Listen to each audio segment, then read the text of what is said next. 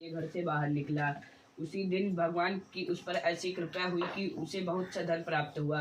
किसी कवि ने सच ही कहा है कि अर्थात उन दिन देवताओं ने भी उस ब्राह्मण पर कृपा की। अतः ब्राह्मण ने उसी धन से बंधुओं को बुलाकर प्रसन्नता पूर्वक भक्ति और श्रद्धा के साथ सत्यनारायण स्वामी का पूजन किया। पूजन और व्रत के प्रभाव से ब्राह्मण सब दुखों से मुक्त हो गया और समस्त संपत्तियों से पूर्ण हो गया। तब से वह ब्राह्मण बराबर हर महीना यह व्रत करने लगा और इस प्रकार उस उत्तम ब्राह्मण ने सत्यनारायण स्वामी का और पूजन किया। इससे वह ब्राह्मण समस्त पापों से छूटकर दुर्लभ मोक्ष पदों को प्राप्त हुआ। इस प्रकार जो मनुष्य उस ब्राह्मण की भांति सत्यनारायण भगवान स्वामी का पूजन करेंगे वह संपूर्ण दुखों से छूटकर मोक्ष को प्राप्त होंगे। इस प्रकार भगवान ने व्रत के प्रभाव को नारद जी से कहा।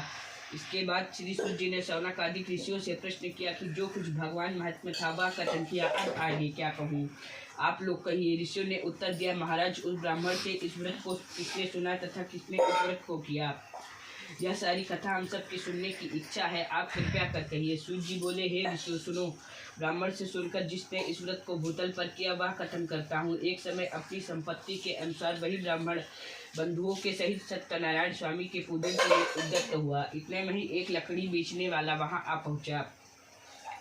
उसने लकड़ी का गट्ठर बाहर रखकर घर के भीतर प्रवेश किया। लकड़हारा भूख और प्यास से बहुत पीड़ित था। उसने घर के भीतर देखा कि वही भिखारी ब्राह्मण जो एक दिन भिक्षा मांगते फिरते थे आज इतने बड़े भवन में स्वामी हैं और भीड़ भाड़ के साथ भगवान की पूजा कर रहे हैं। सब चाहे इस प्रकार ब्राह्मण को संपन्न देखकर लकड़हारा आश्चर्य में पड़ गया। कुछ देर के बाद उसने हाथ जोड़कर ब्राह्मण से पूछा कि आप किसका पूजन कर रहे हैं, इस पूजन का क्या फल है, कृपया कर विस्तार पूर्वक कहिए। ब्राह्मण ने लकड़हारे से कहा, यह श्री सत्यनारायण स्वामी का पूजन व्रत कर रहा हूँ। हे प्रभु, इस प्रकार दीनदयाल की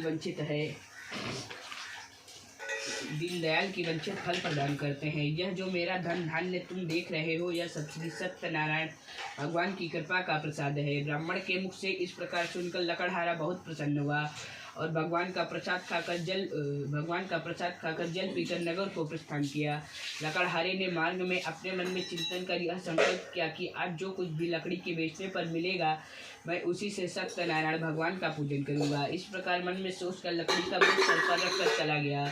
भगवान की कृपा से उस दिन लकड़हारा लकड़ी का बोझ लिए हुए उस स्थान पर जा पहुंचा जहां पर धनी लोग रहते थे। वहां जाते ही उसे लकड़ी का दूना दाम मिल गया। तत्पश्चात लकड़हारे ने प्रसन्न हृदय से पके केले का फल, शक्कर, घी, दूध, गेहूं का आटा मोल लिया। इसके बाद घर पहुंचकर उसने बंधुओं तथा ब्राह्मण को बुलाकर विधि पूर्वक सत्यनारायण स्वामी का पूजन किया। जिसके प्रभाव से लकड़हारा धन तथा पुत्र को प्राप्त हुआ और वह जब तक संसार में रहा अनेक सुखों को उपभोग कर अंत में सत्यपुर बापू लोक को चला गया। जय गुरु सत्यनारायण स्वामी। तो देखो